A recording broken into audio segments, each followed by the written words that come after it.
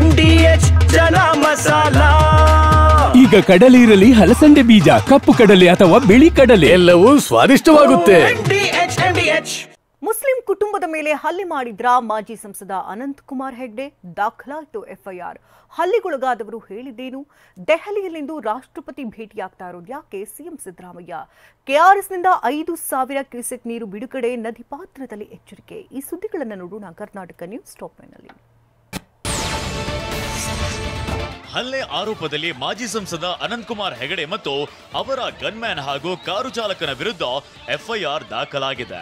ನೆಲಮಂಗಲದ Dabaspete police ಠಾಣೆಯಲ್ಲಿ A1 ಆಗಿ Ananthkumar Hegde, gunman Sridhar A2, A3 ಆಗಿ ಚಾಲಕ ಮಹೇಶ್ ರನ್ನ ಉಲ್ಲೇಖಿಸಲಾಗಿದೆ.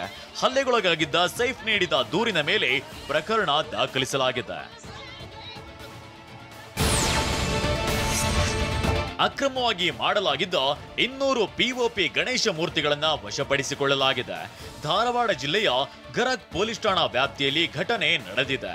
ಪರಿಸರ ಮಾಲಿನ್ಯ ನಿಯಂತ್ರಣ ಇಲಾಖೆ ಅಧಿಕಾರಿಗಳು ಈ ಕಾರ್ಯಾಚರಣೆಯನ್ನ ನಡೆಸಿದ್ದಾರೆ. ಗಣೇಶ ಹಬ್ಬ ಸಮೀಪಿಸುತ್ತಿರೋ ಹಿನ್ನೆಲೆ POP ಗಣೇಶ ವಿಗ್ರಹಗಳನ್ನ ದಾಸ್ತಾನು ಮಾಡಲಾಗಿತ್ತು. ಸ್ಥಳಕ್ಕೆ DC ದಿವ್ಯಪ್ರಭು ಭೇಟಿ ನೀಡಿ ಪರಿಶೀಲನೆ ನಡೆಸಿದ್ದಾರೆ. ದೆಹಲಿಯಲ್ಲಿರುವ ಮುಖ್ಯಮಂತ್ರಿ ಸಿದ್ದರಾಮಯ್ಯ ಇಂದು ರಾಷ್ಟ್ರಪತಿ ದ್ರೌಪದಿ ಮುರ್ಮು ಅವರನ್ನ ಭೇಟಿಯಾಗಲಿದ್ದಾರೆ. ನಿನ್ನೆ ಸಿಎಂ ಜೊತೆ ಸಚಿವರಾದ ಸತೀಶ್ ಜಾರಕಿಹೊಳಿ ಮತ್ತು KJ ಜಾರ್ಜ್ ಕೂಡ ದೆಹಲಿಗೆ ತೆರಳಿದ್ದು, ಇವತ್ತು ರಾಹುಲ್ ಗಾಂಧಿಯನ್ನ ಭೇಟಿಯಾಗಲಿದ್ದಾರೆ. ಇಂದು ಮತ್ತು ನಾಳೆ 2 ದಿನ ಸಿಎಂ ಸಿದ್ದರಾಮಯ್ಯ ದೆಹಲಿಯಲ್ಲಿ ಇರಲಿದ್ದು, ನಾಳೆ ಪ್ರಧಾನಿ ಮೋದಿ ಅವರನ್ನ ಭೇಟಿಯಾಗುವ ಸಾಧ್ಯತೆ ಇದೆ. ಹಣಕಾಸು ಸಚಿವೆ ನಿರ್ಮಲಾ ಸೀತಾರಾಮನ್ ರನ್ನ ಭೇಟಿಯಾಗಲಿದ್ದಾರೆ. ಅಮೆರಿಕ ಇರಾನ್ ಮೇಲೆ ದಾಳಿ ಮಾಡಿದ್ದು ತಪ್ಪು ಅಂತ AICC ಅಧ್ಯಕ್ಷ ಮಲ್ಲಿಕಾರ್ಜುನ್ ಖರ್ಗೆ ಖಂಡಿಸಿದ್ದಾರೆ. ಈ ಹಿಂದಿನಿಂದಲೂ ಭಾರತ ಜೊತೆ ಇರಾನ್ ಒಳ್ಳೆಯ ಸಂಬಂಧವನ್ನ ಹೊಂದಿದೆ. ತೈಲ ಆಮದು ಸೇರಿದಂತೆ ಒಳ್ಳೆಯ ಸಂಬಂಧವನ್ನ ಹೊಂದಿದೆ. ಭಾರತ ಪಾಕಿಸ್ತಾನ ಯುದ್ಧ ವೇಳೆ ಎಲ್ಲರೂ ಒಂದಾಗಿ ಅಂದ್ರು. ಆದ್ರೆ ಸರ್ವಪಕ್ಷ ಸಭೆಗೆ ಮೋದಿಯೇ ಬರಲಿಲ್ಲ. ಇದು ಅವರ ಅಹಂಕಾರ ತೋರಿಸುತ್ತೆ ಅಂತ ಖರ್ಗೆ ಕಿಡಿಕಾರಿದ್ದಾರೆ. ಇರಾನ್ ನಮಗೆ ಯಾವಾಗಲೂ ಸಪೋರ್ಟ್ ಮಾಡ್ಕೊಂಡು ಬಂದಿದೆ. ನಮಗಿವತ್ತು ಎಣ್ಣೆ ಸಿಗ್ತಾ, ಪೆಟ್ರೋಲ್, ಕ್ರೂಡ್ ಆಯಿಲ್ ಸಿಗ್ತಕ್ಕಂಥದ್ದು ಇರಾನ್ನಿಂದ ಹೆಚ್ಚು 50% ಅಲ್ಲಿಂದ ನಾವು ತೆಗೆದುಕೊಳ್ತೇವೆ ಅವರಿಂದ. ಅಲ್ಲಿ ಯುದ್ಧ ನಡೆದಿದೆ.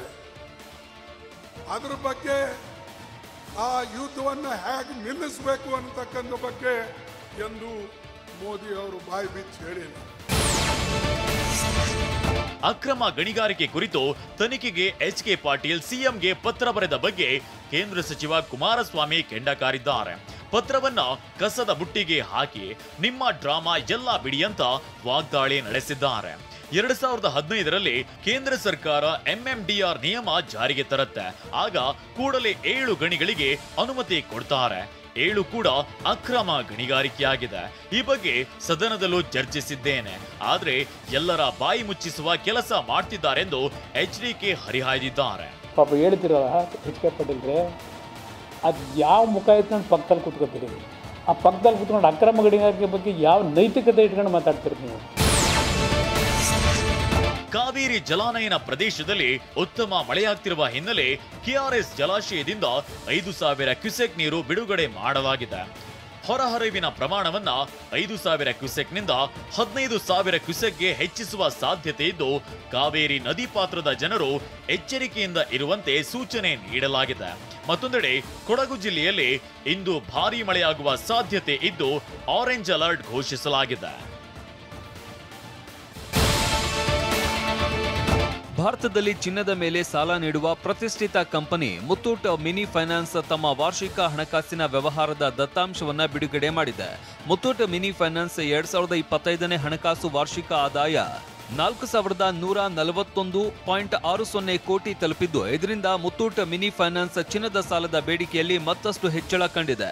ಚಿನ್ನದ ಮೇಲೆ ಸಾಲ ನೀಡುವ ವಿಚಾರದಲ್ಲಿ ವರ್ಷದಿಂದ ವರ್ಷಕ್ಕೆ 17.57% ಹೆಚ್ಚಾಗಿದೆ. ಚಿನ್ನದ ಮೇಲಿನ ಸಾಲದ ಬೇಡಿಕೆ ಹೆಚ್ಚಾಗ್ತಾ ಇರುವ ಹಿನ್ನೆಲೆ ಮುತ್ತೂಟ್ ಮಿನಿ ಫೈನಾನ್ಸ್ ನಗರದಲ್ಲಿ ಮತ್ತು ಗ್ರಾಮೀಣ ಪ್ರದೇಶದ ಮಾರುಕಟ್ಟೆಯಲ್ಲಿ ತನ್ನ ಶಾಖೆಗಳನ್ನು ಮತ್ತಷ್ಟು ಬಲಪಡಿಸುವುದಕ್ಕೆ ಮುಂದಾಗಿದೆ.